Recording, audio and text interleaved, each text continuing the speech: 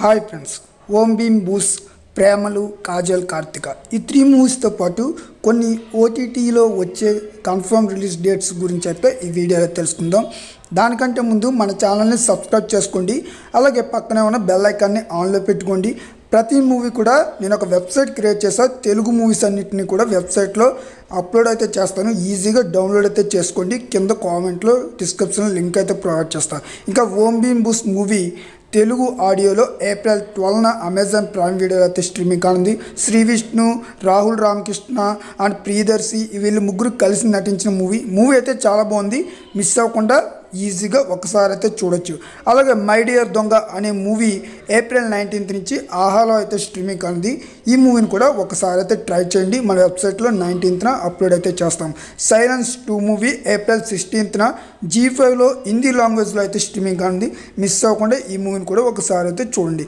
అలాగే మలయాళంలో block buster అయిన ప్రేమలు మూవీ మనకి తెలుగులో రిలీజ్ అయితే అవ్వింది. బ్లాక్ బస్టర్ హిట్ అయితే అందుకుంది. ఈ మూవీ ఏప్రిల్ 12న ఆహాలో అయితే స్ట్రీమింగ్ కానుంది.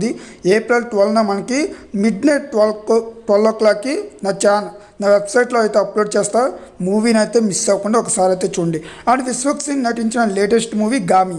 ఈ మూవీ G5లో ఏప్రిల్ 12న తెలుగు, తమిళ్, కన్నడ 3 లాంగ్వేజెస్లో అయితే స్ట్రీమింగ్ కానుంది. ఏప్రిల్ 12న మన వెబ్సైట్లో అయితే అప్లోడ్ అయితే చేస్తా. అండ్ కాజల్ నటించిన latest movie Karthika.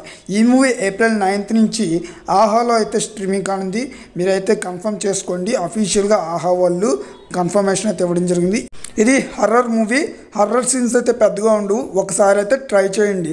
April 9th మన వెబ్సైట్లో అవైలబుల్గా అయితే ఉంటుంది. వెబ్సైట్ లింకు కామెంట్లో డిస్క్రిప్షన్లో పిన్ చేసి పెడతా. ఒకసారి అయితే చెక్ చేయండి. అలాగే టెలిగ్రామ్ ఛానల్ లింక్ కూడా ప్రొవైడ్ చేస్తా.